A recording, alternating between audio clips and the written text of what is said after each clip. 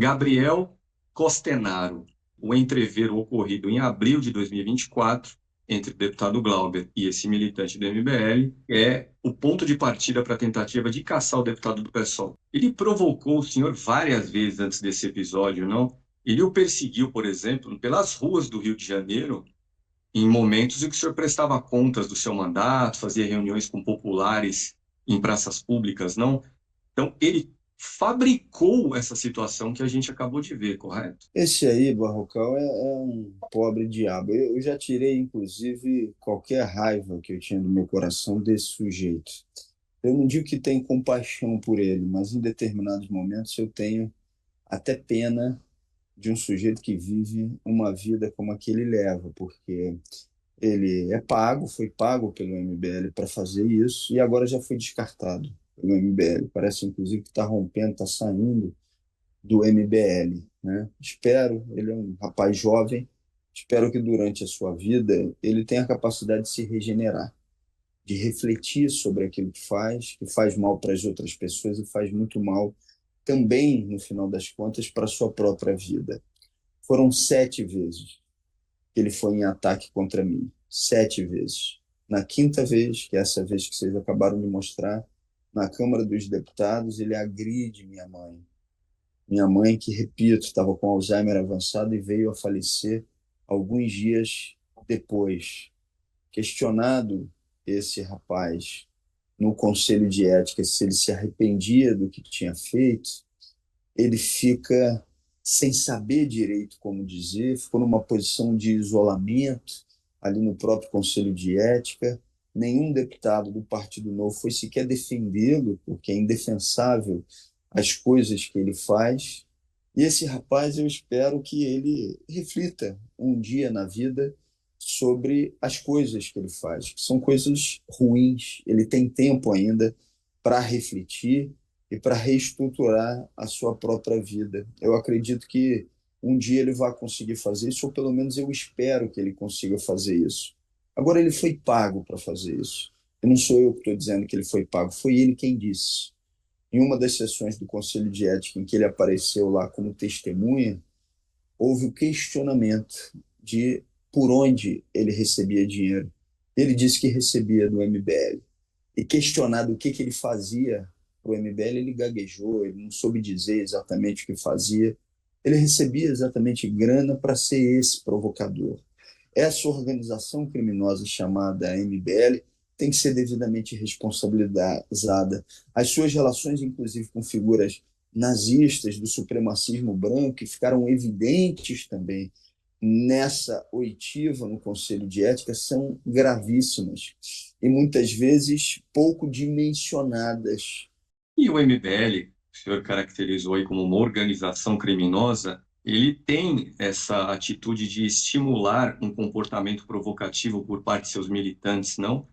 Inclusive, essas provocações, quando filmadas, elas se revertem em vídeos na internet que, por sua vez, vão gerar dinheiro para quem produz esses vídeos, não? Então, a provocação também é, digamos, não só um meio de fazer política, mas um meio de ganhar dinheiro, correto? Correto, ganham dinheiro com isso, e é importante dizer, servem como guarda-chuva de militantes do supremacismo branco. Isso é um fato. Eu cito especificamente o que foi relatado no Conselho de Ética, a relação que tem um dos integrantes do gabinete do senhor Guto Zacarias com o senhor Vic Vanilla. Está evidente, foi demonstrado, foi apresentado. Eles, inclusive, pararam durante bastante tempo de falar no meu nome, porque viram que ficou mal, que pegou mal a demonstração dessas relações que eles têm. Então, agora eles voltam ao ataque porque vem a possibilidade concreta da votação da cassação. Mas até então eles tinham recuado taticamente para deixar de serem observados. Mas eles, mais cedo ou mais tarde, vão ser também responsabilizados. É uma milícia violenta que articula esse tipo de ação de maneira permanente, com todo tipo de agressão e com relações ainda mais perigosas do que apresentam nas câmeras e nas suas filmagens. Eu vi uma entrevista recente do deputado Kim Kataguiri, ele que é do União Brasil de São Paulo, um dos rostos mais conhecidos do MBL, e o Kim Kataguiri disse que eles querem fundar um partido. A estrutura básica, o embrião seria o próprio MBL. O que o senhor imagina que seria um partido MBL? Um abrigo para figuras relacionadas a grupos de extrema-direita, supremacismo branco e companhia. É isso. É uma estruturação formal disso. Eu não acredito que eles vão conseguir registrar esse partido, porque quanto mais explícito, mais evidente quais são as suas intenções e as relações políticas que construíram para alcançar essa formalização, mais difícil vai ser eles conseguirem ter autorização dos tribunais superiores, mais especificamente do Tribunal Superior Eleitoral, para que essa concretização se dê. E mesmo se ela viesse a se dar, quando ficarem evidentes essas relações, eles vão ter muita dificuldade em sustentar um partido com essas características no Brasil.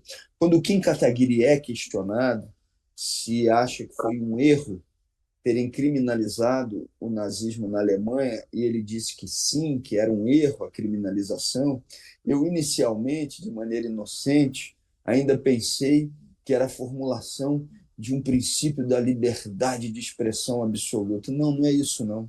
É porque se ele fala diferente disso, ele está desagradando parte de sua base militante que tem relações com o supremacismo. Eles sabem que é verdade o que eu estou dizendo. Eles não têm como negar, por exemplo, as relações dentro do gabinete de Guto Zacarias de um dos seus influentes militantes, entre aspas, chamado Benjamin Pontes, com uma turma do supremacismo. Como é que eles vão negar se está tudo documentado? Esse é um problema que eles têm que enfrentar e que eles tentam se esconder dessa discussão. Eles não vão mais falar sobre isso. Eles vão me atacar, eles vão dizer que eu tenho que ser cassado, eles vão dizer que eu agredi um cidadão nas dependências da Câmara dos Deputados, mas eles vão fugir da relação com Benjamin Ponte, Vic Vanilla e companhia. Essa pergunta eles não têm como responder.